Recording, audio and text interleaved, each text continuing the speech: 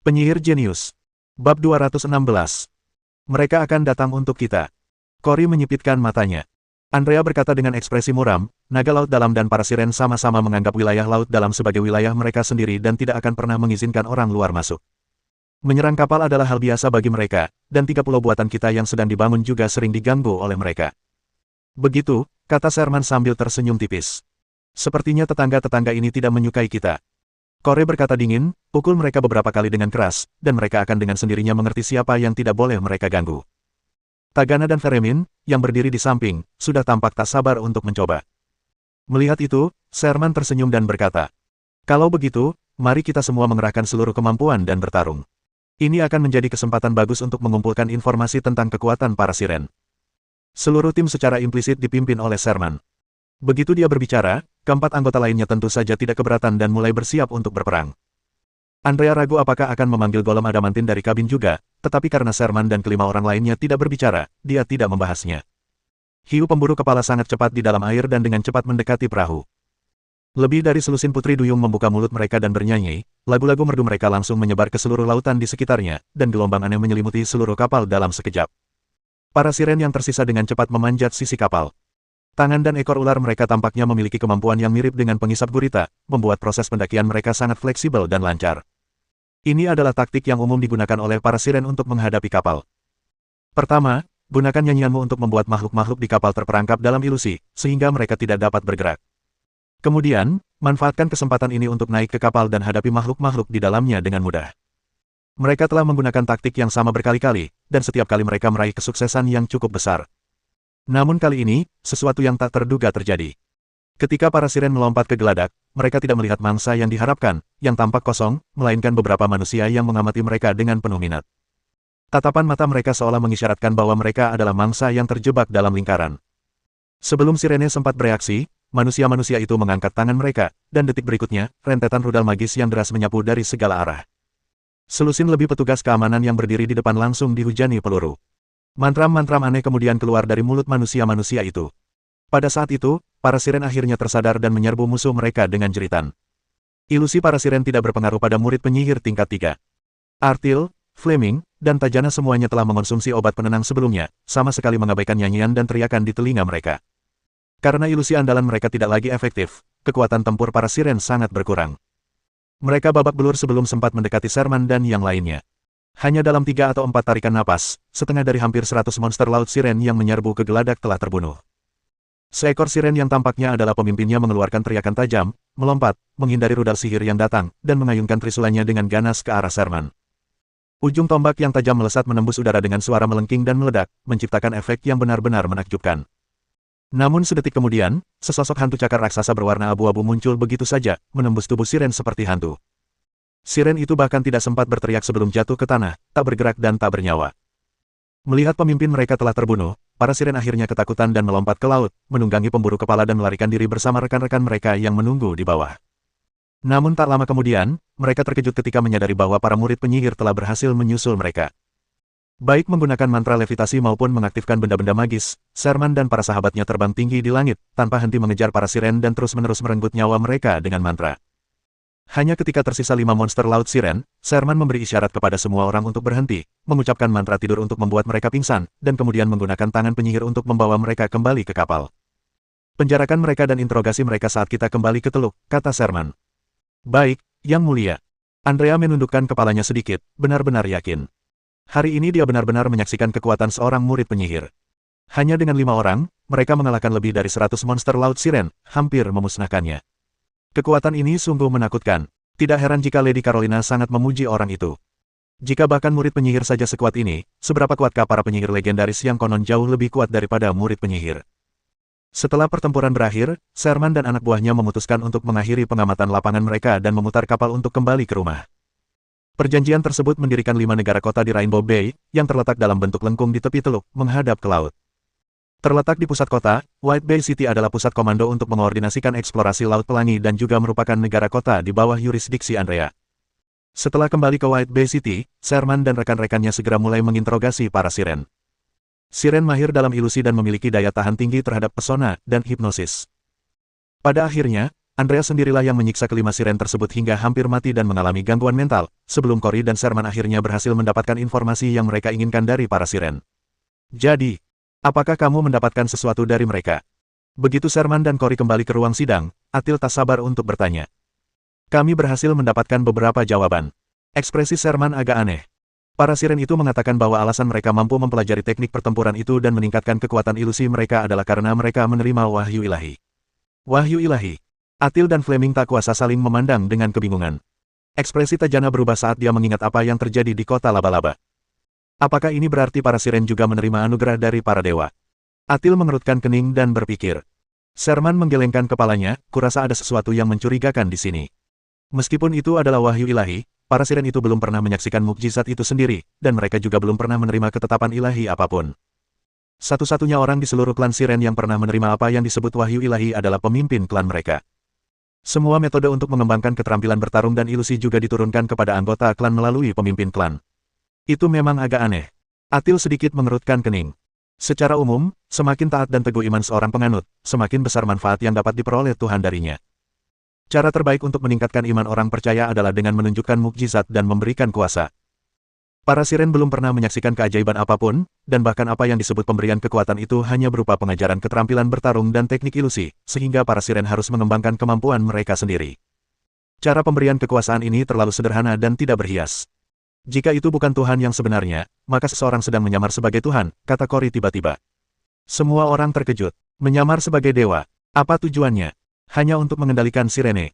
Tagana tiba-tiba bertanya kepada Andrea, apa alasan para siren menyerang naga laut dalam? Apakah untuk memperebutkan wilayah? Andrea terdiam sejenak, lalu menggelengkan kepalanya dan berkata, Laut Pelangi sangat luas dan kaya akan sumber daya. Tidak perlu memperebutkan wilayah. Yang sebenarnya mereka perebutkan adalah jantung laut. Jantung laut. Sherman berpikir dengan saksama, tetapi dia tidak ingat pernah mendengar hal seperti itu sebelumnya.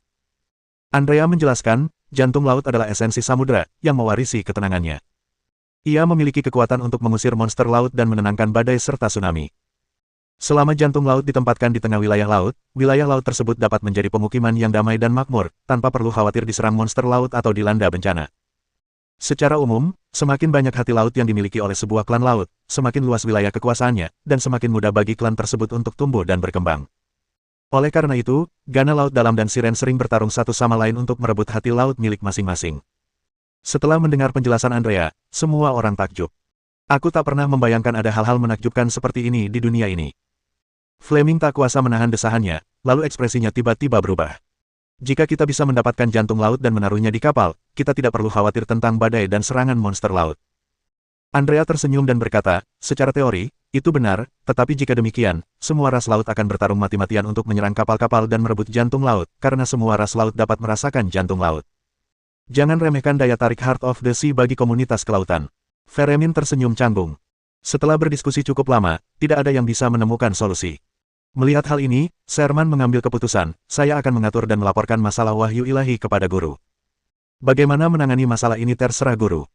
Prioritas utama kita adalah membantu Tuan Andrea membangun 3 pulau buatan sesegera mungkin dan membuat terobosan di Laut Pelangi. Kelompok itu saling bertukar pandang dan sepakat bahwa mereka tidak keberatan. 2 minggu kemudian, kapal-kapal pendukung dan boneka-boneka akhirnya tiba di kota White Bay.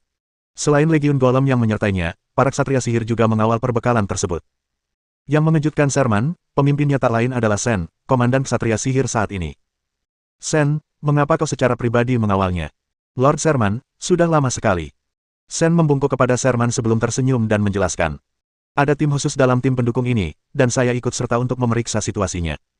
Sherman langsung tertarik, tim seperti apa yang mengharuskan Anda, sang pemimpin, untuk secara pribadi mengambil alih kendali. Sen berbalik dan memberi perintah, dan seorang ksatria segera berbalik dan lari. Tak lama kemudian, diiringi suara langkah kaki yang teratur, sekelompok ksatria berlari kecil menghampiri Sen dan Sherman dan berbaris menunggu perintah. Yang mengejutkan Sherman, para ksatria itu tidak menunggangi macan tutul batu hitam atau antelop naga, melainkan spesies naga kecil dengan sisik biru terang yang berkilauan. Ini, naga air, tanya Sherman dengan terkejut. Benar sekali, Sen tersenyum. Atas perintah Lord Sunan, Longlin baru saja mendirikan peternakan naga air, peternakan pterodaktil, dan peternakan naga badai. Naga air ini adalah kelompok naga muda terbaru yang dibesarkan di peternakan-peternakan ini, dan mereka akan ditugaskan kepada ksatria pola sihir untuk membentuk pasukan angkatan laut khusus unit ksatria naga air. Namun, karena baru dibentuk belum lama ini, pasukan Ksatria Naga Air saat ini memiliki jumlah anggota yang sedikit, hanya sedikit lebih dari 100 orang. Itu masih cukup bagus, seru Sherman. Sama seperti Ksatria Naga Air jelas merupakan pasukan elit dengan kekuatan tempur legendaris masing-masing. Lebih dari 100 orang adalah lebih dari 100 petarung legendaris. Kedatangan pasukan semacam itu akan sangat meningkatkan kemampuan tempur Covenant di Laut Pelangi, sebuah anugerah yang tepat waktu. Apa sebenarnya yang membuatnya tidak puas?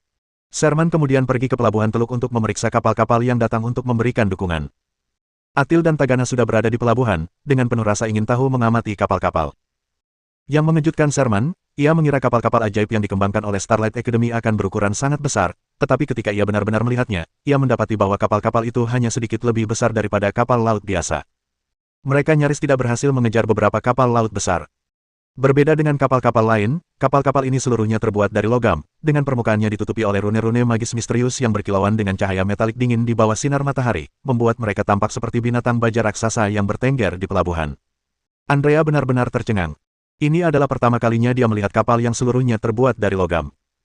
Sherman dan yang lainnya baik-baik saja, setelah melihat bangunan-bangunan megah seperti menara tulang naga, penerimaan mereka terhadap kapal-kapal ajaib secara alami meningkat pesat. Kelompok itu kemudian memasuki kabin. Begitu masuk ke dalam, mereka menemukan bahwa bagian dalam kapal itu adalah dunia yang sama sekali berbeda, dengan volume sebenarnya yang jauh lebih besar daripada yang terlihat dari luar. Oh, begitu, kapal ini menggunakan teknologi perluasan ruang. Ferim mendecakkan lidah karena takjub. Berapa banyak koin emas yang dibutuhkan untuk membangun kapal ajaib seperti itu? Sen menyeringai dan berkata, para siswa di Akademi Starlight yang bertugas mengantarkan kapal-kapal ini kepadaku mengatakan bahwa ini adalah kapal iblis kelas C tingkat 2, dan masing-masing harganya sekitar 150.000 koin emas. 150.000 koin emas. Seru Fereming terkejut. Sherman, Kore, dan Atil, di sisi lain, tampak tidak terpengaruh. Mereka telah berpartisipasi dalam perang untuk menyatukan dunia bawah dan sudah terbiasa dengan boneka-boneka mahal yang pernah mereka lihat. 150.000 koin emas kira-kira setara dengan 3 golem adamantite, kurang dari sepertiga harga sebuah golem mistik. Sen berkata, siswa itu mengatakan bahwa kapal sihir ini dilengkapi dengan total 10 meriam sihir, yang cukup kuat untuk membunuh makhluk legendaris cincin pertama secara instan, dan ada juga menara sihir sebagai meriam utama, yang dapat membunuh makhluk legendaris cincin ketiga dengan satu tembakan. Itu luar biasa. Seru Fering kaget. Tidak heran harganya mencapai 150.000 koin emas.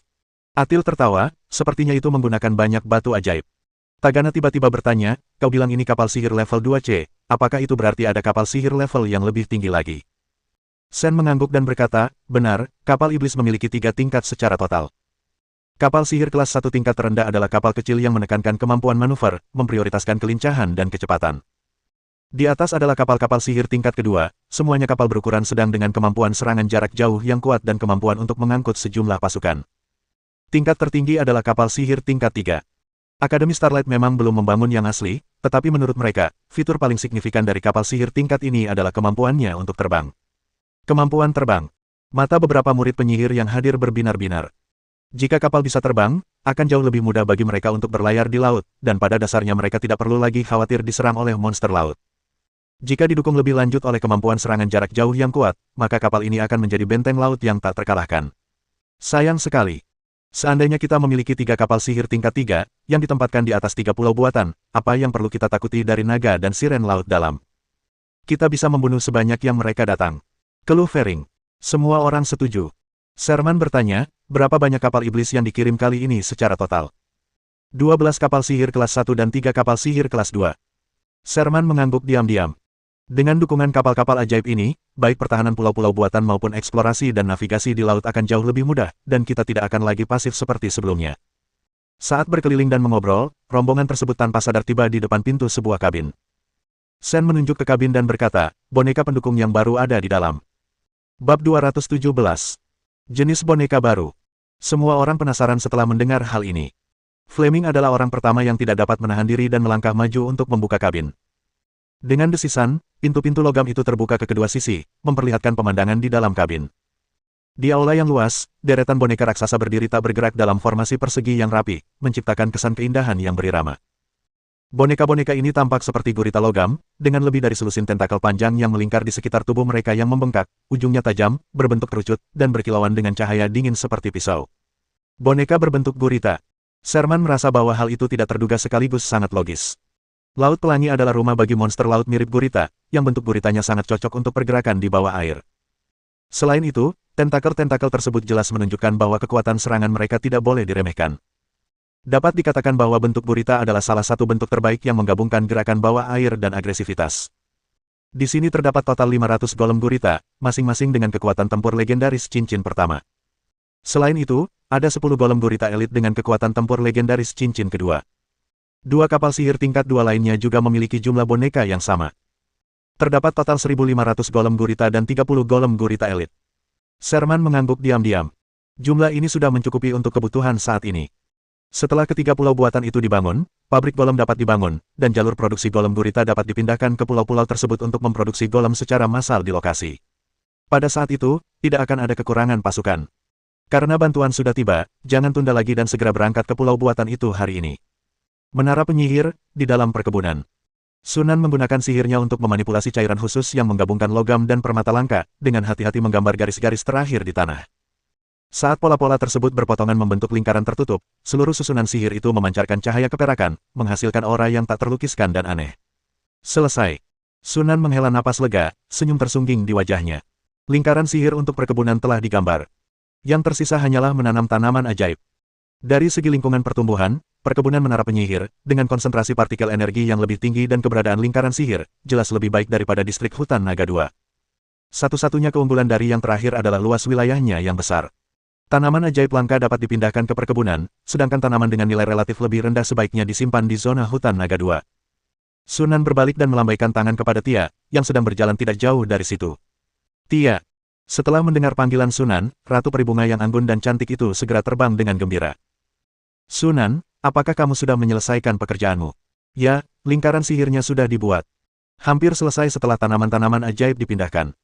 Sunan mengulurkan jari telunjuknya dan dengan lembut mengusap wajah Tia yang lembut dengan ujung jarinya. Gadis itu menunjukkan ekspresi senang. Tia, kau harus memanggil kelompok makhluk sejenismu yang lain. Tidak masalah, Tita setuju sambil tersenyum. Banyak orang saya yang ingin datang ke sini. Sebagian besar peribunga bermimpi memiliki taman bunga yang dapat mereka kelola sendiri, dan perkebunan sangat cocok untuk mewujudkan mimpi itu. Selain itu, penduduk Jiangsu Selatan sangat murah hati dan menawarkan hadiah yang tinggi, sehingga para peribunga hidup bahagia di sini, yang membuat anggota klan mereka di kampung halaman sangat iri. Setelah bermain dengan Tia sebentar, Sunan meninggalkan perkebunan dan kembali ke pusat kendali. Nomor 1, periksa status terkini menara penyihir. Memulai pemindaian setelah menerima instruksi. Pemindaian sedang berlangsung. Pemindaian selesai. Sebuah model panorama 3 dimensi langsung muncul di hadapan mata saya. Menara penyihir, cahaya bintang. Tingkat, kecil kemajuan konstruksi 37,22%. Energi yang tersisa saat ini, 93,82%. Kehidupan berbantuan cerdas, Tower Spirit 1.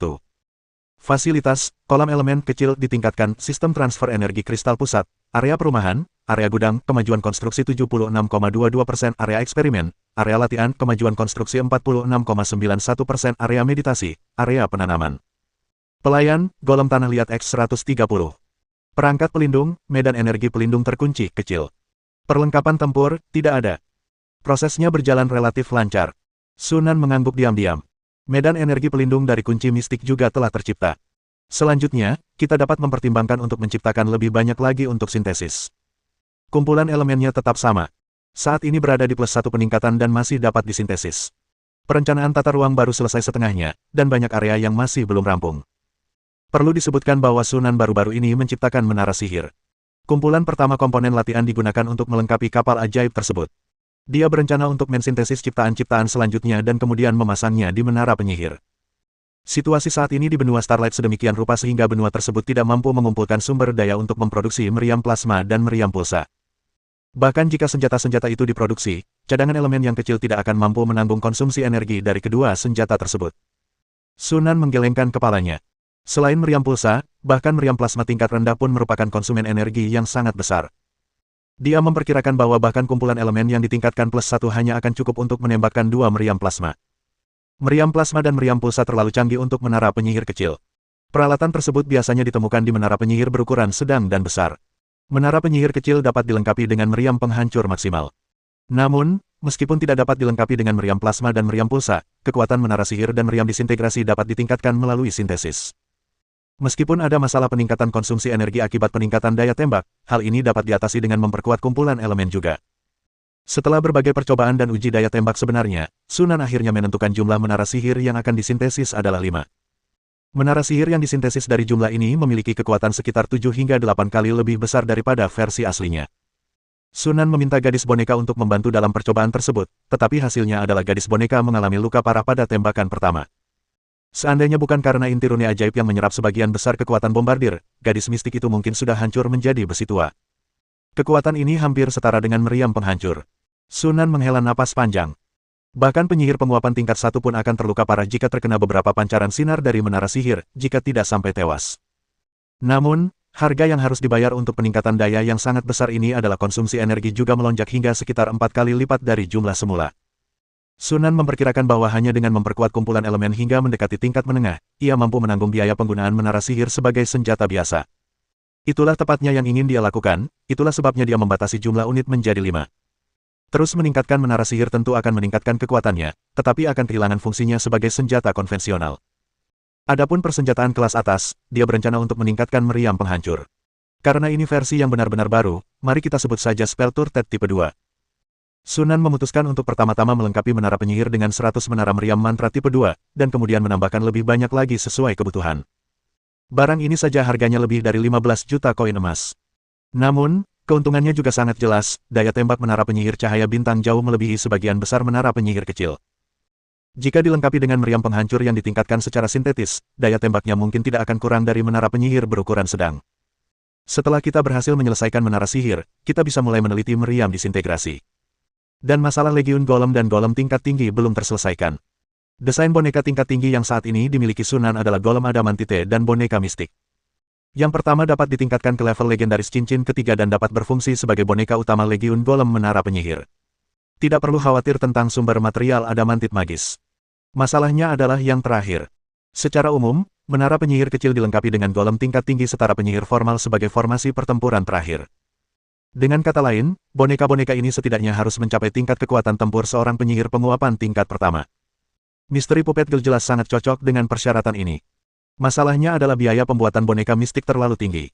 Biaya untuk satu boneka rahasia saja mencapai 480.000 koin emas, dan jika Anda membuat 100 boneka, biayanya akan mencapai hampir 50 juta koin emas. Masalah utamanya adalah, bahkan jika Sunan bersedia mengeluarkan uang, dia tidak akan memiliki bahan-bahan sebanyak itu. Pembuatan boneka marionet membutuhkan sejumlah besar mitril, dan produksi mitril Covenant saat ini sebagian besar digunakan untuk pembangunan menara penyihir. Dapat diprediksi bahwa tidak akan ada cukup mitril yang tersedia untuk memproduksi boneka marionet secara massal dalam 100 tahun mendatang. Tentu saja, dia bisa mengumpulkan cukup mitril untuk membuat boneka ajaib lebih dari 100 tahun setelah menara penyihir dibangun. Namun, mengingat beragam kegunaan mitril sebagai material, akan agak boros jika menggunakan mitril untuk produksi massal boneka marionet. Cara terbaik adalah mendapatkan cetak biru boneka tingkat penyihir, lalu membuatnya secara manual. Adapun bahan-bahannya, kita dapat mencoba mensintesisnya atau meneliti penggantinya. Elemen terpenting, kristal jiwa, pasti akan baik-baik saja. Ada cukup banyak masalah yang perlu dipecahkan. Sunan mengusap pelipisnya.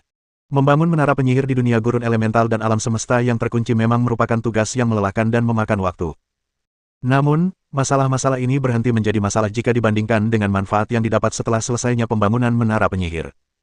Setelah meninggalkan pusat kendali, Sunan kembali ke ruang kerjanya. Beberapa bulan terakhir ini saya begitu sibuk membangun menara penyihir sehingga saya tidak sempat melihat laporan yang telah dikirimkan. Saya rasa tidak akan ada kejadian besar yang melibatkan aliansi bintang dan kekaisaran bintang, tetapi saya penasaran bagaimana keadaan di Laut Pelangi. Namun, begitu Sunan kembali ke ruang kerjanya, dia tiba-tiba merasakan fluktuasi energi yang kuat muncul dari sana. Arah sana. Itu Akademi Starlight. Sosok Sunan menghilang seketika, lalu muncul kembali di atas Akademi Starlight. Tingkat kekuatan para siswa terlalu rendah untuk merasakan fluktuasi energi apapun, dan akademi tetap damai seperti biasanya. Tak lama kemudian, sekelompok mentor, termasuk Skepter, Ross, dan Falcado, juga datang untuk membantu Sunan. Dengan diperkenalkannya tongkat kerajaan dan mawar, Akademi Starlight kemudian merekrut 3 lagi murid penyihir tingkat 3 untuk bertugas sebagai mentor. Dengan bergabungnya Sherman dan Cory, yang telah menerima undangan untuk menjadi mentor, jumlah mentor di Starlight Academy kini mencapai angka 2 digit, yang sangat mengurangi tekanan pada sumber daya fakultas. Seharusnya sang pengembara, kata tongkat kerajaan itu. Dia telah mengasingkan diri selama beberapa tahun, dan sudah saatnya dia keluar.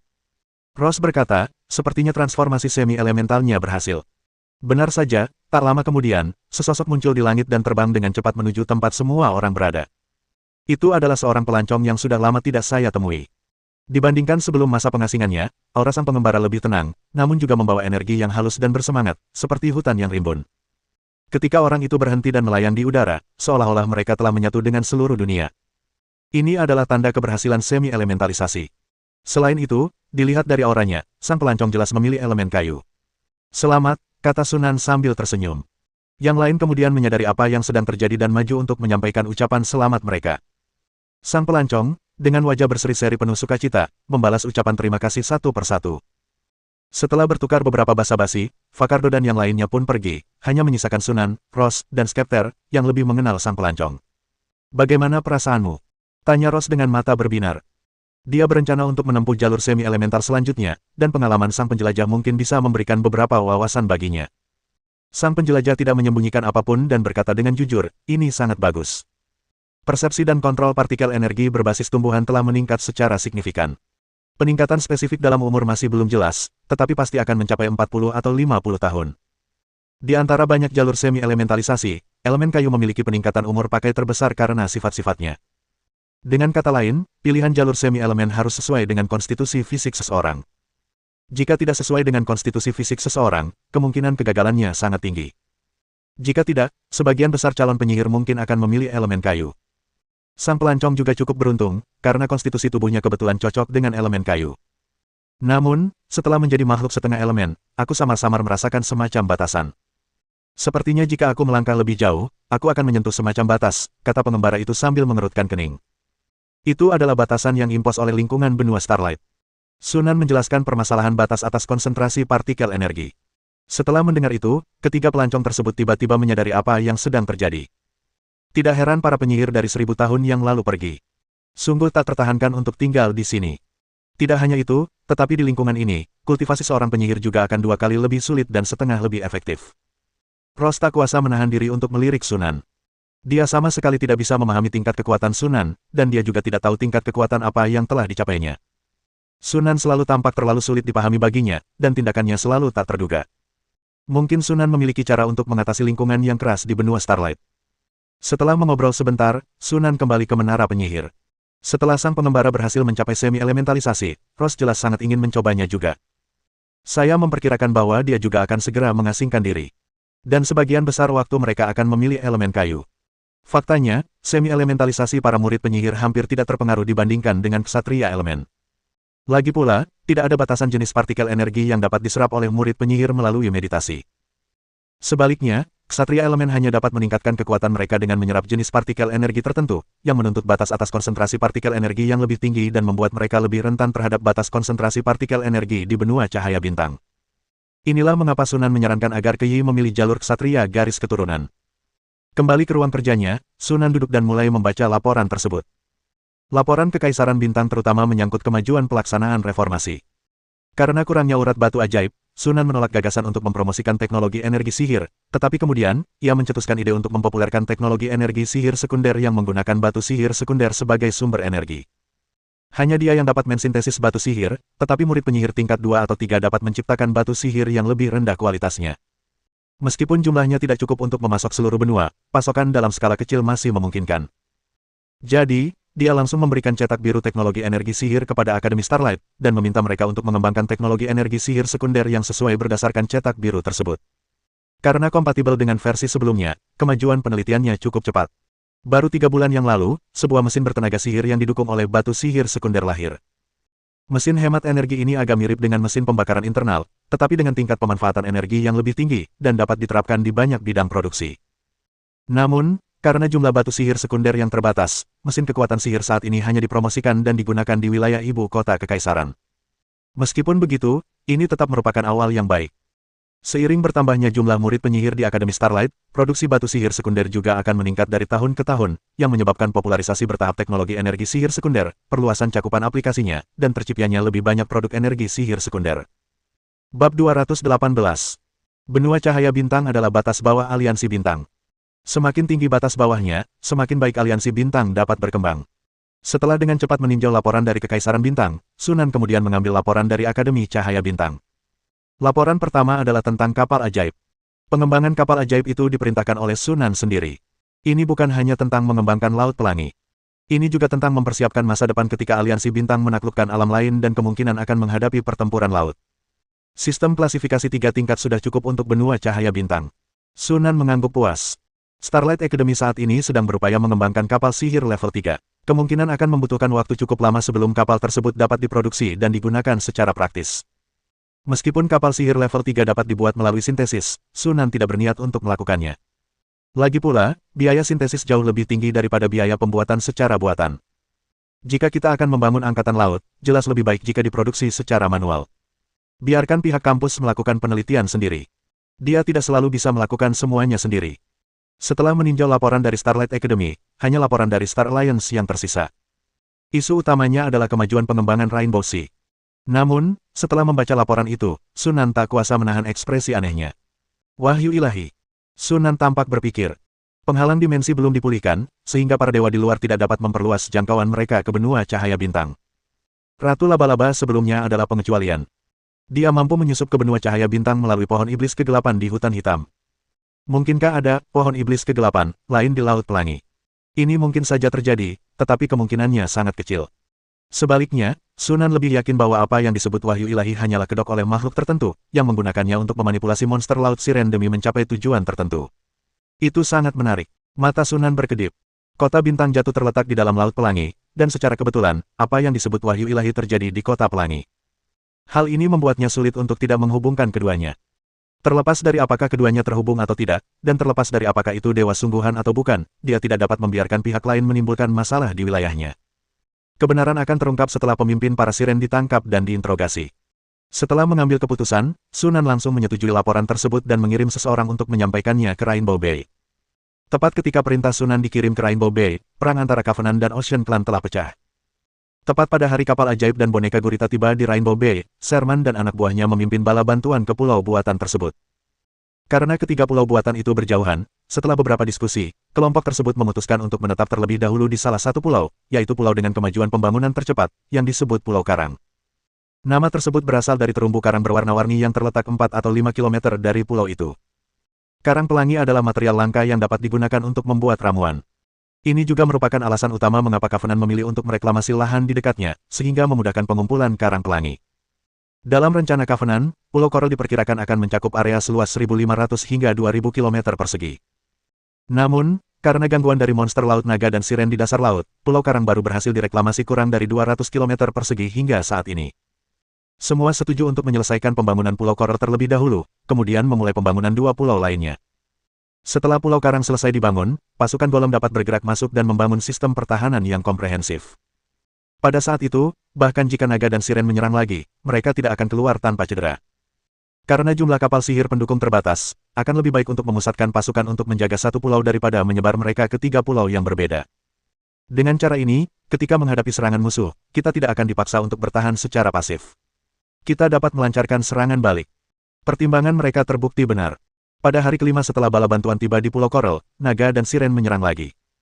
5 kapal sihir kelas 1 yang berpatroli di perairan sekitar Pulau Karang langsung melihat monster laut yang mendekat. Tanpa peringatan kemanusiaan apapun, kelima kapal iblis itu melepaskan tembakan secara serentak begitu monster laut yang menyerang melewati garis peringatan. Mendesis. Lebih dari 30 meriam sihir melepaskan rentetan sinar dahsyat yang menembus langit, menghantam monster laut di bawah permukaan, dan menembus kepala mereka. Meriam ajaib adalah produk teknologi energi magis asli yang dikembangkan oleh Akademi Starlight. Meriam ini menggunakan batu magis sebagai sumber energinya dan sangat ampuh. Dalam sekejap, puluhan mayat monster laut muncul di bawah air, darah mereka mewarnai air laut di sekitarnya menjadi merah. Pada saat yang sama, alarm yang melengking berbunyi di seluruh Pulau Karang. Sherman dan yang lainnya di pulau itu segera bergegas keluar. Pada saat mereka mencapai wilayah udara di atas pantai, kelima kapal sihir kelas 1 itu telah memusnahkan monster laut yang menyerang. Mereka adalah para siren. Mereka selalu mengendalikan monster laut untuk menyerang lebih dulu, kata Andrea dengan serius. Seolah menguatkan kata-katanya, suara nyaring dari cangkang kerang tiba-tiba terdengar dari kejauhan, samar-samar bercampur dengan nyanyian yang indah. Puluhan paus bungkuk raksasa tiba-tiba muncul ke permukaan laut dan terlihat. Dan di punggung mereka yang lebar, ratusan siren menunggangi. Lebih banyak siren, yang memegang trisula dan menunggangi pemburu kepala, muncul dari balik paus bungkuk, mengamati kapal iblis itu dengan mengancam. Pada saat yang sama, alarm yang melengking terdengar dari sisi lain pulau itu. Pasti naga laut dalam. Mereka sering berpisah dengan siren dan menyerang dari arah yang berbeda, meningkatkan tekanan pada kita yang mempertahankan pulau ini. Ekspresi Andrea tampak serius. Fering mendecakkan lidah dan berkata, mereka jelas-jelas musuh yang bermusuhan, namun mereka bisa bersatu melawan kita. Lagi pula, kita kan orang luar, kata Sherman dengan tenang sambil menatap Cory. Cory, kau dan Fleming akan bertanggung jawab menangani naga laut dalam, kan? Tanpa mengucapkan sepatah kata pun, Cory mengangguk dan berbalik untuk terbang ke sisi lain pulau tanpa ragu-ragu. Fering segera menyusul. Sambil memperhatikan kepergian keduanya, Sherman mengalihkan pandangannya, menatap monster laut siren yang bergegas menuju pulau, menarik napas dalam-dalam, dan meluruskan ekspresinya. Ayo kita lakukan. Mari kita beri mereka pelajaran agar mereka tidak berani menyerang Pulau Coral dengan mudah lagi. Dengan begitu, segalanya akan jauh lebih mudah bagi kita di masa depan. Atil dan Tajana mengangguk acuh tak acuh. Ketiganya seketika bersinar dengan cahaya magis yang menyilaukan dan bergegas menuju medan perang. Begitu alarm berbunyi, kapal-kapal iblis yang berlabuh di pelabuhan langsung berlayar, dengan 2 kapal iblis kelas 2 dan 3 kapal iblis kelas 1 menuju langsung ke monster laut siren. Setelah berkumpul kembali, ke-10 kapal iblis itu berbaris rapi, membentuk garis pertahanan yang kokoh di laut, seperti tembok logam tinggi yang menghalangi jalur serangan siren.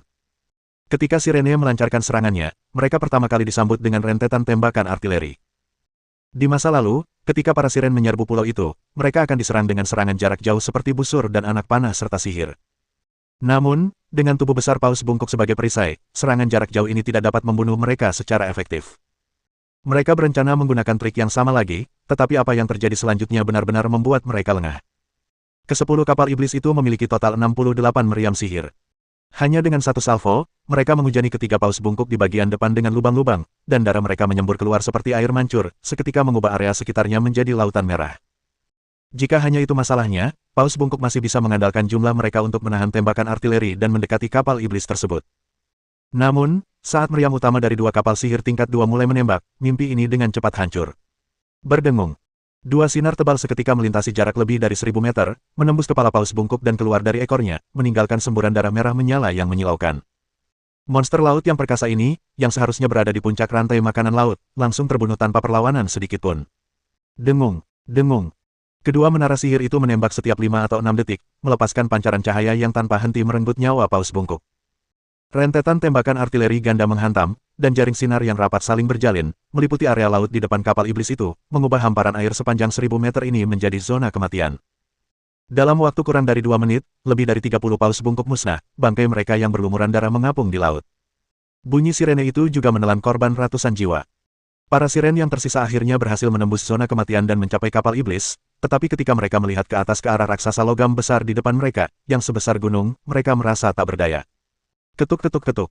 Tiba-tiba, terdengar langkah kaki tergesa-gesa dari kapal, seolah-olah ada makhluk berkaki banyak yang berjalan cepat. Segera setelah itu, satu demi satu, makhluk-makhluk yang sangat mirip gurita tiba-tiba muncul dari geladak, melompat ke laut, dan menimbulkan cipratan air yang besar. Para siren di sekitarnya secara naluriah mengangkat tombak mereka untuk menusuk, tetapi mendengar bunyi dentang yang tajam, seolah-olah mereka telah mengenai benda keras, dan mulut harimau mereka bergetar dan terasa sedikit sakit. Itu boneka, teriak sebuah sirene. Setelah mendengar itu, para sirene di sekitarnya tidak hanya tidak mundur, tetapi malah mengacungkan trisula mereka dan menyerbu maju. Pengalaman mereka sebelumnya dalam melawan boneka-boneka Covenant memberitahu mereka bahwa boneka-boneka ini menjadi sangat canggung begitu berada di dalam air, dan dapat dengan mudah dimanipulasi. Namun mereka segera menyadari bahwa mereka sepenuhnya salah.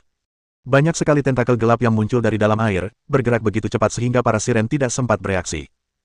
Mereka hanya melihat bayangan gelap melintas di pandangan mereka, diikuti oleh rasa sakit yang tajam di dada mereka. Saat menunduk, yang terlihat adalah tentakel logam yang tertancap dalam di dadanya. Para penyintas yang selamat dari bombardir tidak melihat situasi membaik. Sebaliknya, mereka menghadapi babak pembantaian baru. Dihadapkan dengan ribuan golem legendaris, para siren bukanlah tandingan mereka, dan satu persatu, nyawa mereka direnggut oleh tentakel logam tersebut. Ini adalah pembantaian yang sepenuhnya sepihak.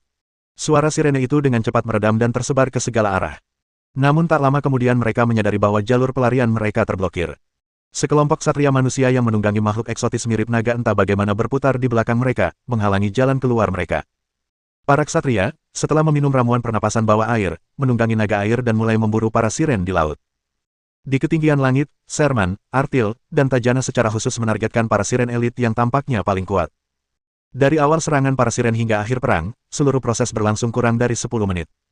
Pasukan Covenant benar-benar menghancurkan para siren. Paruh kedua perang merupakan pengejaran dan pembersihan sepihak. Andrea, yang menyaksikan pertempuran dari tepi pantai, dipenuhi rasa kagum. Entah itu tembakan meriam dari kapal iblis atau kehebatan tempur golem gurita dan ksatria naga air, semuanya membuat dia terkesan dan dipenuhi kekaguman. Dengan kapal dan pasukan ajaib seperti itu, begitu skalanya cukup besar, apalagi hanya untuk mempertahankan pulau, bukanlah khayalan belaka untuk bergegas ke laut dalam dan memusnahkan para siren. Pada akhirnya, selain beberapa orang beruntung yang berhasil melarikan diri, hampir semua dari lebih dari 2000 sirene tersebut musnah. Meskipun para siren dikenal sebagai ras paling cerdas di Laut Pelangi, kehilangan sebesar itu sudah cukup untuk melumpuhkan mereka dan menyebabkan mereka sangat menderita. Jumlah kapal iblis di sisi lain pulau lebih sedikit daripada di sisi depan, tetapi serangan naga laut dalam juga tidak sekuat siren. Tidak lama setelah pertempuran di pihak Sherman berakhir, perang di sisi lain pulau pun berakhir. Lebih dari 1000 naga laut dalam juga hampir sepenuhnya musnah. Ketika kerugian akhirnya dihitung, ternyata pihak mereka hanya kehilangan sedikit lebih dari 30 golem gurita. Para ksatria naga air tidak mengalami korban jiwa, hanya beberapa luka ringan. Hanya beberapa kapal ajaib yang rusak, tetapi kapal-kapal tersebut dapat diperbaiki dan dikembalikan ke kondisi semula. Dibandingkan dengan keuntungan yang melimpah, kerugian ini sama sekali tidak berarti. Setelah mereka berkumpul kembali, semua orang tersenyum gembira. Setelah kejadian ini, naga dan siren seharusnya tidak lagi berani meremehkan kita. Setidaknya dalam jangka pendek, mereka seharusnya tidak datang lagi untuk mengganggu Pulau Karang. Sherman berkata sambil tersenyum, lalu mengganti topik pembicaraan. Namun, kita tidak boleh lengah. Jika mereka datang lagi, serangan mereka pasti akan lebih intens daripada kali ini. Kita harus siap. Semua orang mengangguk setuju. Namun, semuanya berjalan lebih lancar dari yang diperkirakan Sherman. Mungkin karena mereka telah terluka parah, para siren dan naga laut dalam tidak menyerang Pulau Karang lagi pada periode berikutnya. Sebaliknya, ketika Sherman dan rekan-rekannya kemudian beberapa kali menjelajah ke laut dalam dengan kapal, mereka bertemu dengan para siren dan naga laut dalam yang sedang bertempur. Entah mengapa, kedua ras tersebut tampaknya telah menyerah untuk menghalangi ekspansi Covenant di Laut Pelangi dan malah mulai saling menyerang. Dalam hampir setiap pertempuran, para siren selalu keluar sebagai pemenang. Setelah kemenangan mereka, para siren tidak berani menyerang kapal itu lagi, dan tanpa ragu-ragu, mereka terjun ke laut dan menghilang. Dengan demikian, proyek pembangunan pulau buatan Covenant memasuki periode pembangunan yang damai dan berkembang pesat. Pulau Coral selesai dibangun pada tahun 1292 menurut kalender bintang. Covenant kini memiliki negara kota lain yang bernama Coral City. Pabrik golem pertama dan galangan kapal pertama Laut Pelangi didirikan di kota Karang, tempat mereka mulai memproduksi golem gurita dan kapal ajaib dengan kekuatan penuh. Pada tahun 1293 kalender cahaya bintang, Pulau Rift Shell selesai dibangun dan kota Rift Shell didirikan. Pada tahun 1294 kalender cahaya bintang, Pulau Udang Merah selesai dibangun dan kota Udang Merah didirikan. Pada tahun yang sama, Starlight Academy mengembangkan kapal sihir tingkat 3 pertamanya, yang lulus uji tempur dan secara resmi dikerahkan ke Rainbow Bay. Kalender bintang 1295, bulan kebangkitan Februari. Armada pertama Aliansi Bintang dibentuk dan diberi nama Armada Angkatan Laut Pertama. Armada pertama Angkatan Laut terdiri dari 5 kapal sihir kelas 3, 25 kapal sihir kelas 2, dan 250 kapal sihir kelas 1. Pada tahun yang sama, di bulan Guntur, April, Armada pertama Angkatan Laut memasuki wilayah Laut Dalam dan menuju ke Mata Biru, wilayah laut yang dihuni oleh para siren. Perang sudah di ambang pintu. Bab 219. Di samudra yang luas, terdapat area laut dengan warna yang sangat pekat, seperti safir yang tertanam di tengah samudra. Jika dilihat dari atas, bentuknya menyerupai mata biru tua. Nama, Azureai, berasal dari hal ini. Di bawah permukaan laut, di area dengan kedalaman ratusan meter, terdapat kompleks bangunan yang dibangun di atas terumbu karang. Terumbu karang yang berongga telah diubah menjadi rumah-rumah yang indah. Di antara terumbu karang, bangunan-bangunan rendah yang terbuat dari karang, cangkang, rumput laut, dan batu tersebar secara berselang-seling. Para putri duyung yang cantik itu duduk di atas terumbu karang, mengayunkan ekor mereka yang meliuk-liuk seperti ular dan bernyanyi dengan lantang. Meskipun lingkungan sekitarnya adalah air laut, suara itu terdengar jelas, seolah-olah bergema di dalam pikiranku. Di tengah-tengah kompleks tersebut berdiri sebuah istana yang megah dan sangat besar. Bangunan itu menonjol seperti seekor bangau di antara ayam-ayam di antara sekelompok bangunan rendah, tampak semakin megah. Yang lebih mengejutkan lagi adalah, di sekitar istana, air laut dalam radius 100 meter tampak terdorong ke samping oleh kekuatan tak terlihat, membentuk area berongga tanpa air laut sama sekali. Ini seperti gelembung raksasa yang tiba-tiba muncul entah dari mana di dasar laut. Jauh di dalam istana, di sebuah aula yang luas. Cahaya dari lampu minyak ikan paus menerangi seluruh aula. Aida berlutut di depan meja panjang, ekspresinya penuh kehusyukan, melantunkan suku kata yang aneh. Saat suara indah itu menyebar, bercak-bercak cahaya bintang muncul begitu saja, saling bersilangan dan jatuh ke atas meja, membentuk siluet buku, dan kemudian siluet itu menjadi objek fisik. Itu adalah sebuah buku besar, mengambang datar, dengan sampul hijau muda menghadap ke bawah, berkilauan dengan kilau logam dingin, dan sebuah bunga gardenia putih giok dilukis di atasnya. Sebuah tangan tak terlihat membalik halaman-halaman buku itu, menampakkan sebuah pusaran hitam yang muncul tepat di tengah halaman, perlahan berputar dan meluas hingga memenuhi seluruh lembaran kertas. Segera setelah itu, suara wanita yang jernih dan dingin muncul dari pusaran tersebut. Aida, masih ada 2 bulan lagi sampai hari audiensi tahunan, mengapa kau menghubungiku lebih awal? Aida menundukkan kepalanya karena takut dan cemas, lalu menjawab dengan hormat, Yang Mulia, rakyat kami menghadapi krisis yang belum pernah terjadi sebelumnya. Kami mohon kepada Yang Mulia untuk menyelamatkan kami. Krisis. Suara wanita yang tenang itu sedikit menekankan. Ceritakan lebih lanjut. Baik, Yang Mulia. Aida dengan cepat menceritakan kembali apa yang baru saja terjadi. Setelah mendengarkan, suara wanita yang dingin itu terdiam sejenak, dan ketika terdengar lagi, terdengar sedikit nada ketidakpuasan. Mengapa hal ini tidak disebutkan dalam pertemuan Anda sebelumnya? Aida berkata dengan malu, aku meremehkan kekuatan mereka. Aku tadinya berpikir untuk menghadapi naga laut dalam terlebih dahulu, mengumpulkan cukup hati laut untuk mengalahkan Mixia, lalu membiarkanmu memimpin kami untuk menghadapi manusia-manusia itu. Pada audiensi sebelumnya, Aida, untuk menyembunyikan kesalahannya, tidak menceritakan dengan jujur kekalahan telak para siren di Pulau Karang, karena takut disalahkan oleh Mir. Dalam benaknya, mustahil untuk menghentikan manusia-manusia itu membangun pulau-pulau, jadi dia mengabaikan mereka untuk sementara waktu dan memfokuskan upayanya untuk menghadapi naga laut dalam. Setelah Mixia berhasil turun, menghadapi manusia-manusia itu akan menjadi sangat mudah. Siapa sangka pihak lawan akan bertindak dengan kecepatan dan efisiensi yang luar biasa. Tidak lama setelah ketiga pulau itu dibangun, mereka mengumpulkan armada dan langsung menuju ke sarang mereka. Aida telah mendengar bangsanya menggambarkan betapa menakutkan dan dahsyatnya kapal-kapal logam raksasa itu, dan ada lebih dari 100 kapal yang menuju ke Azureai. Mereka sama sekali tidak mungkin mampu menahannya. Satu-satunya solusi saat ini adalah meminta bantuan Mixia. Menghadapi permintaan tulus Aida, suara wanita yang tenang itu terdiam. Saat kegelisahan Aida semakin meningkat, suara wanita yang dingin itu akhirnya terdengar lagi, tetapi kata-kata yang diucapkannya membuatnya merasa seolah-olah dia telah jatuh ke dalam gua es. Sebaiknya kalian berhati-hati. Saat suara itu mereda, buku itu tiba-tiba terpecah menjadi berkas cahaya yang tak terhitung jumlahnya dan lenyap ke udara. Mikoto. Aida tiba-tiba mendongak dan berteriak panik. Namun, meja itu benar-benar kosong. Aida segera berlutut lagi dan melantunkan doa dengan lebih khusyuk dari sebelumnya. Namun setelah sekian lama, mereka masih belum menerima tanggapan apapun. Aida berhenti melantunkan mantra, jatuh ke tanah, dan wajahnya pucat pasi. Meja panjang yang kosong itu jelas menunjukkan kebenaran yang pahit padanya, klan Siren telah ditinggalkan oleh Mixia. Tepat saat itu, keributan terjadi di luar, mengejutkan Aida dari kepanikannya. Dia segera bangkit dan berjalan keluar. Begitu dia melangkah keluar dari istana, dia melihat seorang anggota klannya berlari ke arahnya dengan panik. Kepala suku, sesuatu yang mengerikan telah terjadi.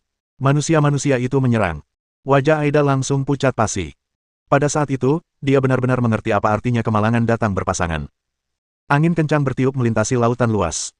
Armada besar yang terdiri dari ratusan kapal raksasa berlayar menembus ombak dan memasuki lautan biru mata laut. Tempat ini terlihat cukup cantik. Melihat laut biru yang indah dan berkilauan seperti permata, Atil tak kuasa menahan diri untuk berseru kagum. Tapi kemudian aku mendengar suara Kore yang suka merusak suasana. Di mana para sirene itu bersembunyi? Di kota Karang, lebih dari 200 meter di bawah permukaan laut, kata Andrea sambil menunjuk ke laut biru. Para siren seharusnya sudah menemukan kita sejak lama. Sherman dan yang lainnya tidak bisa menyangkalnya. Armada yang begitu mencolok hanya bisa luput dari perhatian sirene yang buta. Karena mereka belum muncul, mereka pasti berencana bersembunyi di laut dan memberikan perlawanan yang gigih. Lagi pula, lautan adalah wilayah alami mereka, dan manusia hampir tidak bisa menginjakkan kaki di sana. Mungkin mereka berpikir bahwa selama mereka bersembunyi jauh di dalam lautan, Covenant tidak bisa berbuat apapun kepada mereka. Ayo serang, selesaikan ini dengan cepat, dan kembali melapor kepada guru kita sesegera mungkin, kata Sherman. Semua orang mengangguk setuju. Setelah menghabiskan hampir 4 tahun di Laut Pelangi, mereka ingin menyelesaikan urusan di sana secepat mungkin dan kembali ke Akademi Starlight. Pertempuran ini adalah pertempuran pertama Armada Angkatan Laut. Selama armada baru ini menunjukkan kekuatan tempur yang memadai, membuktikan bahwa Covenant sudah memiliki kekuatan untuk mendominasi lautan, misi mereka di sini akan selesai. Saat perintah untuk memulai perang disampaikan, bagian luar logam kapal iblis itu tiba-tiba bercahaya, dan cahaya itu meluas, berubah menjadi perisai cahaya yang sangat samar yang menyelimuti lambung kapal yang besar itu. Dari kejauhan, semua kapal di armada pertama tampak seolah-olah diselimuti busa raksasa. Sesaat kemudian, buih itu menembus permukaan laut dan tenggelam ke dalam air. Tekanan air yang besar datang dari segala arah, tetapi hanya sedikit mengubah bentuk perisai tipis tersebut dan tidak mampu menembus lapisan perlindungan ini. Ratusan kapal ajaib perlahan tenggelam ke laut. Tak lama kemudian, sekelompok bangunan mulai terlihat. Sejumlah besar siren, yang memegang trisula, berkumpul di depan Coral City, wajah mereka pucat pasi saat mereka menatap raksasa-raksasa yang berjejer rapat di hadapan mereka, mata mereka dipenuhi teror yang hampir tak tertahankan. Mereka tidak pernah membayangkan bahwa ada kapal di dunia yang mampu menyelam ke laut. Lautan, yang selama ini mereka andalkan, tidak lagi dapat berfungsi sebagai penghalang. Lautan tidak dapat menghentikan kemajuan para penjajah manusia ini. Saat kapal-kapal iblis berpencar dan mengepung seluruh kota karang, keputusasaan perlahan muncul di mata banyak monster laut siren. Tepat saat itu, sesosok muncul tiba-tiba dari kerumunan dan berenang menuju kapal iblis. Kepala suku. Begitu melihat sosok pria itu, para petugas pemadam kebakaran langsung terkejut. Beberapa sosok mirip siren yang tampak seperti anggota berpangkat tinggi secara naluriah mencoba mengikuti, tetapi Aida menghentikan mereka dengan melambaikan tangannya. Menyaksikan adegan ini dari jauh, Sherman juga penasaran tentang apa yang ingin dilakukan oleh pemimpin para siren, jadi dia memerintahkan kapal iblis untuk tidak menembak untuk sementara waktu. Aida langsung menuju ke kapal iblis terbesar, membuka mulutnya, dan suara siren yang unik dan indah bergema jauh di seberang laut. Pemimpin Aliansi Bintang, silakan keluar dan temui kami. Apa yang rencananya akan dia lakukan? Fering mengerutkan kening karena bingung. Semua orang sama-sama bingung, dan mata mereka semua tertuju pada Sherman dan Cory. Meskipun Andrea adalah pemimpin resmi Covenant di Rainbow Bay, Sherman dan Cory sebenarnya adalah anggota dengan pangkat tertinggi. Sherman melirik Cory, dan melihat bahwa Cory tidak berniat untuk datang, dia melompat dari dek. Aku akan pergi berbicara dengannya. Dengan memanipulasi partikel energi berbasis air untuk menciptakan ruang tanpa air di sekitarnya, Sherman dengan cepat tiba di hadapan Aida. Pemimpin para siren, apa yang ingin Anda katakan? Aida mengamati Sherman beberapa kali, tampak terkejut dengan usianya yang masih muda. Setelah ragu sejenak, dia bertanya, bisakah Anda mengambil keputusan tentang Aliansi Bintang? Hal ini terbatas pada Rainbow Bay, dan selama permintaannya tidak berlebihan, saya dapat mengambil keputusan. Sherman memiliki gambaran samar tentang apa yang direncanakan pihak lain. Seperti yang diharapkan, Aida berkata dengan suara rendah, selama Aliansi Bintang dapat menjamin keselamatan rakyat kami dan tidak membahayakan siapapun dari mereka, kami dapat menyerah. Sherman tersenyum tipis, tentu saja, selama Anda tidak melawan, kami tidak ingin menimbulkan korban yang tidak perlu. Melihat Sherman telah setuju, Aida menghela napas lega, tetapi perasaannya juga sangat rumit. Ditinggalkan oleh Mixia, para siren tidak berdaya untuk melawan Aliansi Bintang dan tidak punya pilihan selain menyerah. Pertempuran besar yang diantisipasi tidak terjadi, sehingga menyelamatkan banyak masalah. Urusan mengatur para siren diserahkan kepada Andrea. Sherman dan yang lainnya, bersama Aida, kembali ke Rainbow Bay dengan kapal sihir kelas 1, lalu segera berteleportasi kembali ke hutan naga. Setengah jam kemudian, Aida bertemu dengan penguasa sejati perjanjian di ruang penerimaan. Duduk. Sunan menunjuk ke sofa di seberangnya. Aida duduk di sofa dengan agak canggung. Dalam perjalanan ke sana, dia mendengar dari Sherman bahwa gurunya, yang juga penguasa Aliansi Bintang, ingin bertemu dengannya.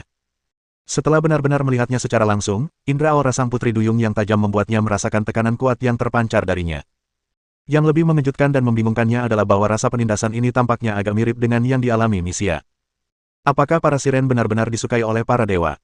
Sunan langsung bertanya pada intinya. Aida ragu sejenak, lalu menggelengkan kepalanya dan berkata, aku juga tidak tahu.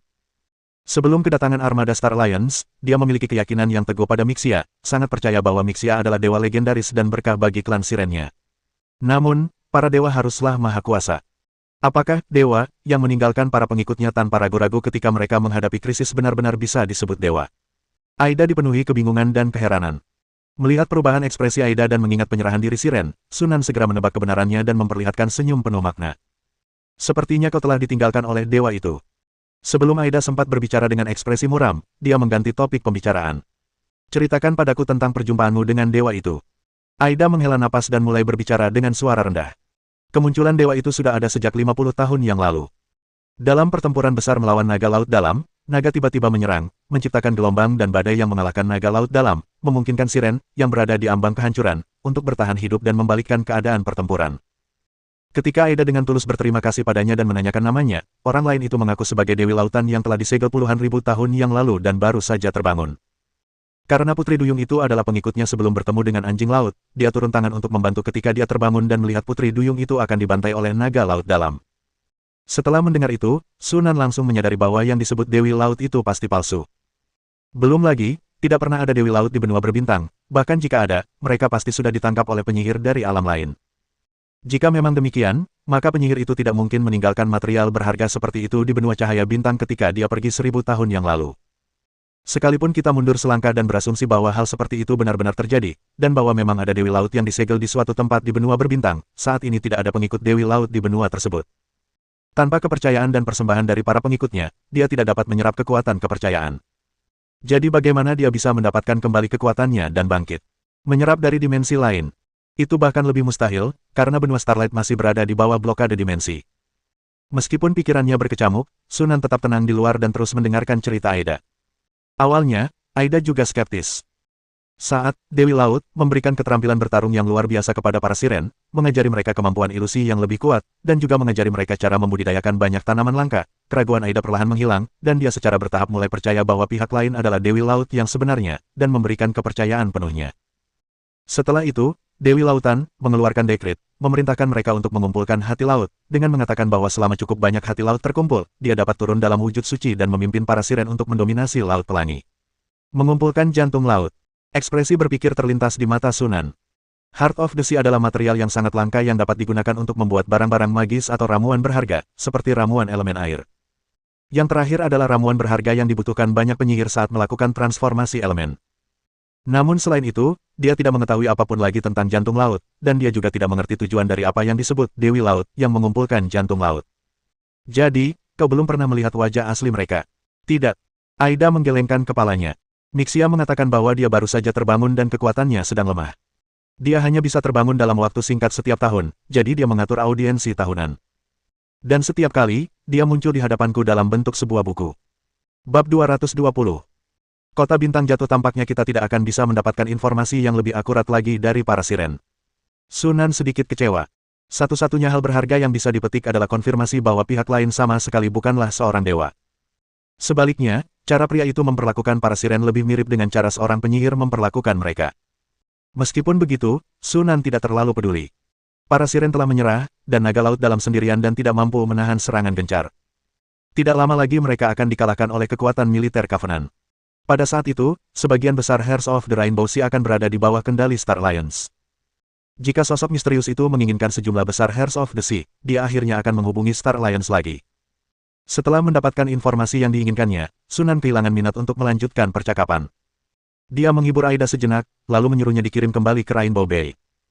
Covenant berhasil membangun pangkalan di Laut Pelangi, tetapi pada akhirnya, untuk mengendalikan Laut Pelangi yang luas, mereka masih perlu bergantung pada ras-ras laut. Peran para siren dalam rencana pengembangan laut masa depan Covenant tidak boleh diremehkan. Setelah Aida pergi, Sunan menggerakkan pergelangan tangannya, dan sebuah manik terang muncul di telapak tangannya.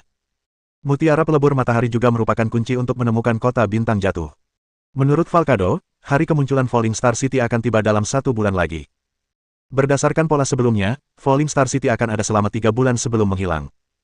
Dengan kata lain, dia perlu menemukan lokasi kota Bintang Jatuh dalam waktu 3 bulan. Sunan sudah membuat beberapa dugaan tentang apa yang dimaksud Falcado dengan tidak dapat menemukan kota Bintang Jatuh, tetapi dia harus menunggu dan melihat situasi sebenarnya untuk mengetahuinya dengan pasti. Sebulan berlalu begitu cepat. Sunan tiba lebih awal di kota Karang di Laut Pelangi untuk menunggu. Dia langsung menyadarinya ketika mutiara yang menyatu itu menunjukkan tanda-tanda reaksi. Arah barat daya. Sunan segera melesat ke langit, berubah menjadi seberkas cahaya dan melesat ke arah barat daya. Jarak lebih dari 300 km ditempuh dengan cepat melalui penerbangan berkecepatan penuh, dan akhirnya, wilayah selatan Jiangsu berakhir di atas area laut yang tenang. Apakah tepat di sini? Sunan mengeluarkan mutiara pelebur matahari dan memeriksanya, memastikan bahwa lokasi yang ditunjuk oleh kunci itu memang berada di wilayah laut ini. Saat memandang ke kejauhan, lautan luas itu benar-benar kosong, bahkan seekor burung pun tak terlihat, apalagi kota Bintang Jatuh. Mata Sunan berbinar, dan dia memanipulasi partikel energi untuk membentuk lapisan pelindung di sekelilingnya sebelum menyelam ke dalam air untuk mencari dasar laut. Sekitar setengah jam kemudian, laut berhamburan dengan suara keras, dan Sunan muncul dari air, melayang tinggi di udara lagi, memandang laut dengan alis berkerut. Dia telah menjelajahi seluruh wilayah laut dalam radius lebih dari 10 km, tetapi tetap tidak dapat menemukan keberadaan kota Bintang Jatuh. Kecuali ada yang salah dengan petunjuk dari mutiara pelebur matahari, kota Bintang Jatuh pasti tersembunyi di sini. Mengingat ia mungkin akan melewatkan sesuatu jika mencari sendirian, Sunan kembali ke kota Karang dan memerintahkan armada pertama untuk dikirim mencari di area laut tersebut bersama para siren. Yang mengecewakan Sunan, setelah mencari selama 3 hari berturut-turut dan menggali hampir setiap inci laut, mereka tetap tidak menemukan apapun. Tuanku, wilayah laut itu hanya berjarak 70 atau 80 km dari Mata Biru. Rakyatku sering memancing dan berburu monster laut di sana, dan mereka belum pernah melihat kota apapun selama ratusan tahun. Setelah bertanya kepada Aida, Sunan menerima jawaban berikut. Meskipun dia tidak mendapatkan apapun, dia memastikan satu hal, alasan dia tidak dapat menemukan kota Bintang Jatuh bukanlah karena lautnya terlalu luas, tetapi karena alasan lain. Sebagai contoh, mereka menggunakan susunan sihir ilusi untuk menyembunyikan keberadaan mereka. Setelah menyadari hal ini, Sunan terjerumus ke dalam dilema baru. Dia memang memiliki cara untuk mematahkan ilusi, seperti mengucapkan mantra, mata rahasia, atau menggunakan benda-benda magis yang dapat mendeteksi ilusi. Masalahnya adalah, menggunakan kedua metode pencarian tersebut terlalu lambat. Setidaknya dibutuhkan 3 bulan untuk melakukan pencarian menyeluruh di seluruh wilayah laut dalam radius lebih dari 10 km. Adakah cara yang lebih baik? Sunan berpikir sejenak, lalu tiba-tiba menepuk dahinya. Bagaimana mungkin aku melupakan itu? Dia segera kembali ke hutan naga, menemukan Emi sedang beristirahat di lantai atas menara sisa-sisa naga, dan langsung membawanya ke Laut Pelangi. Si kecil yang malang itu sedang bermimpi dikelilingi oleh daun min yang dingin dan sangat menikmati hidupnya ketika tiba-tiba ia terbangun oleh angin laut. Saat membuka matanya, ia mendapati dirinya berada dalam genggaman Sunan, dengan lautan luas di bawahnya. Meong, Sunan, bagaimana kau membawaku ke sini? Emi, aku butuh bantuanmu untuk sesuatu. Sunan tiba-tiba berhenti, tepat di bawahnya terbentang wilayah laut yang dikunci oleh mutiara pelebur matahari. Dia menunjuk ke laut yang berkilauan di bawah dan berkata, bisakah Anda merasakan fluktuasi energi yang jelas di sekitar Anda? Agar susunan ilusi dapat berfungsi, ia pasti akan menghasilkan fluktuasi energi.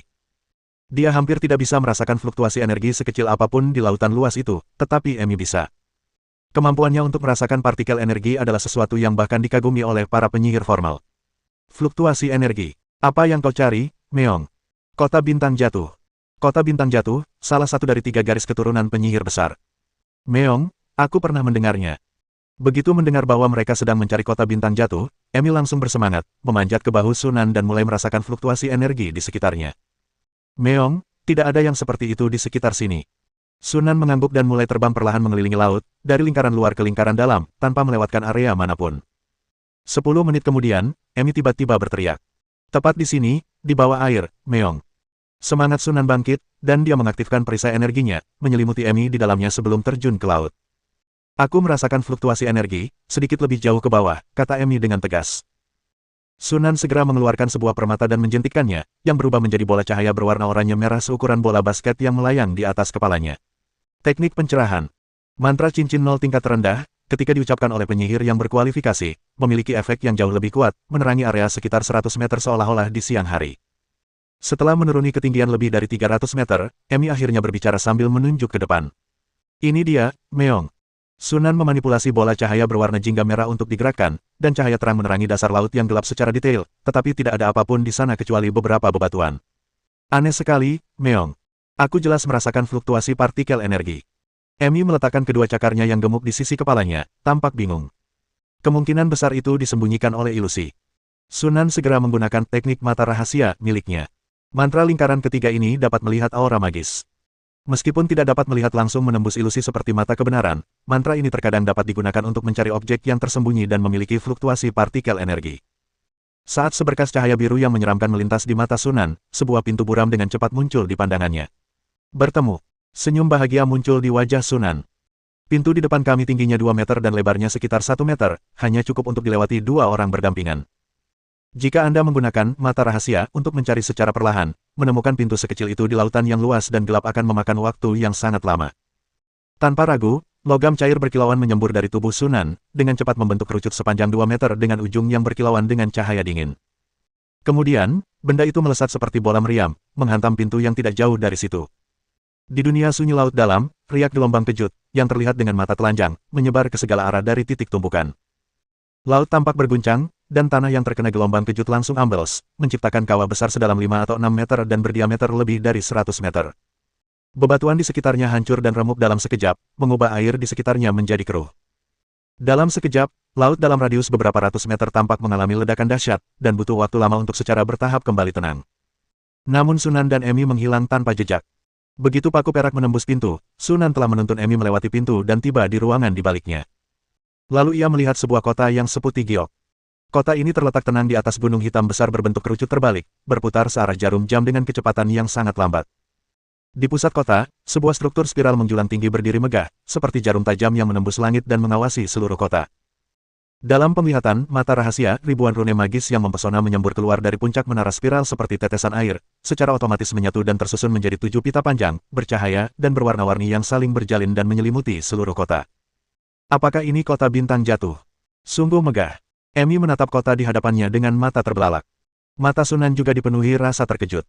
Dilihat dari penampilannya saja, Valen Star City jauh lebih unggul daripada Star Tower dan Dark Forest. Dan bahkan terlihat sedikit seperti kota terapung. Namun, Sunan tahu betul bahwa penampilannya hanya agak mirip, dan kota terapung yang sebenarnya jauh lebih besar. Pokoknya, akhirnya kami menemukan kota bintang jatuh. Menahan kegembiraan dan kebahagiaannya, Sunan melompat ke udara dan memasuki kota seputih giok. Sejauh mata memandang, semua bangunan terbuat dari batu berwarna putih giok, yang sangat indah. Sunan dengan santai mematahkan sebuah batu dari hamparan bunga di pinggir jalan. Setelah memeriksanya dengan saksama, ia menemukan bahwa batu-batu itu sebenarnya adalah giok putih. Sebuah kota yang dibangun seluruhnya dari giok putih. Sunan tak kuasa menahan napas. Selain kata boros, dia tidak tahu kata lain apa yang bisa digunakan untuk menggambarkannya. Bahkan saat membangun menara penyihir, hanya segelintir tempat, seperti ruang pelatihan sihir dan laboratorium, yang menggunakan giok putih untuk konstruksi. Banyak bangunan di Falling Star City ini jelas merupakan bangunan tempat tinggal, namun mereka tetap menggunakan batu giok putih yang berharga, itu terlalu berlebihan. Tersedia cukup batu giok putih untuk membangun menara penyihir yang besar. Sunan memutuskan bahwa setelah menjelajahi kota bintang jatuh, dia pasti akan menghancurkan semua bangunan di sana, mengumpulkan semua batu giok putih, dan menyimpannya untuk meningkatkan menara penyihir nanti. Setelah menyusuri jalan-jalan dan gang-gang sempit, Sunan dan Emi segera tiba di menara berbentuk spiral yang berada tepat di pusat kota. Emi dengan penasaran melangkah maju dan mengulurkan tangan untuk menyentuh pita-pita cahaya warna-warni yang terbentuk dari rune-rune ajaib, tetapi cakarnya menembus rune-rune tersebut. Meong, dingin sekali. Si kecil itu sangat menikmati waktunya. Jangan main-main lagi, mari kita mulai bekerja. Sunan mengangkat Emi dan meletakkannya kembali di pundaknya, lalu melangkah menuju gerbang menara. Namun, tepat saat mereka mendekati gerbang, 7 pita cahaya warna-warni itu bereaksi seketika. Puluhan rune ajaib yang menyilaukan terlepas dari pita-pita tersebut, jatuh dengan kecepatan tinggi seperti bintang, menghantam kepala Sunan. Sunan mengangkat alisnya dan dengan tenang mengarahkan logam cair itu untuk bertemu dengan rune tersebut. Keduanya bertabrakan di udara, dan saat bersentuhan, baik rune ajaib maupun logam cair itu lenyap dan menghilang. Setelah memblokir semua rune yang terpesona, logam cair itu menyusut ukurannya hampir sepertiga. Sebuah rune kehancuran. Mata Sunan berkedip. Melihat lebih banyak rune ajaib terlepas dan jatuh dari pita cahaya berwarna, dia tidak ragu lagi. Dia memanipulasi logam cair untuk menghalangi rune tersebut, lalu dengan cepat bergegas masuk ke gerbang bersama Emi. Saat dia melangkah masuk, rune-rune ajaib itu berhenti sejenak, lalu melayang kembali, menyatu kembali dengan pita cahaya warna-warni, dan terus mengalir dengan tenang seperti sungai, seolah-olah tidak terjadi apa-apa. Meskipun bahaya telah berlalu, Sunan sama sekali tidak merasa tenang. Dia tidak menemui hambatan apapun saat melewati kota itu, dan dia berpikir bahwa kota bintang jatuh kehabisan energi dan pertahanannya tidak efektif. Tetapi sekarang tampaknya pertahanan itu masih berfungsi, hanya terbatas pada menara spiral ini. Mereka mungkin akan menghadapi serangan lain dalam perjalanan selanjutnya. Di balik gerbang itu terdapat tangga spiral panjang yang berkelok-kelok ke atas, seolah tak berujung. Sunan diam-diam menjadi waspada dan melangkah ke tangga untuk berjalan ke atas. Keheningan menyelimuti sekitarnya, hanya langkah kaki Sunan yang terdengar samar-samar. Udara terasa agak dingin, dan keheningan yang mencekam membuat Emi berpegangan erat pada leher Sunan karena takut. Setelah berjalan selama waktu yang tidak diketahui, Sunan berhenti dan mendongak. Ini masih merupakan tangga spiral yang tak berujung. Tangga ini panjang sekali, berapa lama? Kita sudah berjalan lama sekali, Meong. Mata Emi yang besar penuh dengan pertanyaan. Sunan menyipitkan matanya dan terkekeh, tangga itu tidak panjang, hanya saja seseorang tidak ingin kita naik ke sana. Begitu dia selesai berbicara, semburan logam cair menyembur keluar dari tubuh Sunan, menghantam dengan keras ke segala arah seperti banjir. Klik. Tiba-tiba, terdengar suara sesuatu pecah dari kehampaan. Emi merasakan pandangan kabur di depannya, dan penglihatannya masih dipenuhi tangga spiral, tetapi tangga-tangga itu tidak lagi tak berujung seperti sebelumnya, dengan langit-langit yang terlihat di ujungnya ketika dia mendongak. Meong ilusi. Sunan tidak menjelaskan, hanya tersenyum dan terus berjalan mendaki bukit. Setelah melangkah ke anak tangga terakhir, orang itu dan kucingnya tiba di sebuah aula yang sangat besar dan mewah yang menyerupai istana. Luas wilayah tersebut diperkirakan setidaknya 4 atau 5 km persegi. Aula itu kosong kecuali 2 pilar batu setinggi setengah badan yang berdiri di bagian terdalam, di mana tampaknya ada sesuatu yang diletakkan, tetapi terhalang oleh lingkaran cahaya. Ini jelas kucing harta karun. Emi melompat turun, hendak berlari menuju pilar batu, tetapi Sunan meraih tengkuknya dan menariknya kembali. Aku tahu kau bisa berteleportasi, tapi jangan berkeliaran di tempat seperti ini. Sunan menjentikkan dahi Emi dengan kesal, lalu menunjuk ke bagian depan pilar batu itu. Emi menutupi dahinya dan menatap dengan mata terbelalak, hanya untuk menemukan genangan lumpur tidak jauh di depan pilar batu itu. Del, bagaimana mungkin ada lumpur di aula mewah ini? Di bawah tatapan heran Emi, sebuah benda bulat perlahan muncul dari lumpur. Awalnya, ukurannya hanya sebesar tutup panci, lalu membesar dengan cepat. Ketika akhirnya menampakkan bentuk penuhnya, ukurannya hampir setengah lapangan basket. Ini adalah monster yang sangat besar. Kulitnya berwarna biru kemerahan yang aneh, dengan pola bunga biru tua tercetak di atasnya. 4 mata kecil berjajar dari atas ke bawah, dan puluhan tentakel hitam terhubung ke tubuhnya. Karena perbedaan warna kulit, tentakel-tentakel itu tampak seperti terpasang secara paksa, membuatnya terlihat sangat aneh dan lucu. Namun, ukurannya yang menakutkan sudah cukup membuat orang tidak bisa tertawa. Cumi-cumi. Emi menatap tak percaya. Dilihat dari penampilannya, monster di depan kita memang terlihat sangat mirip dengan cumi-cumi, tetapi cumi-cumi biasa jelas tidak memiliki 4 mata, apalagi puluhan tentakel. Itu boneka, kata Sunan. Bersambung.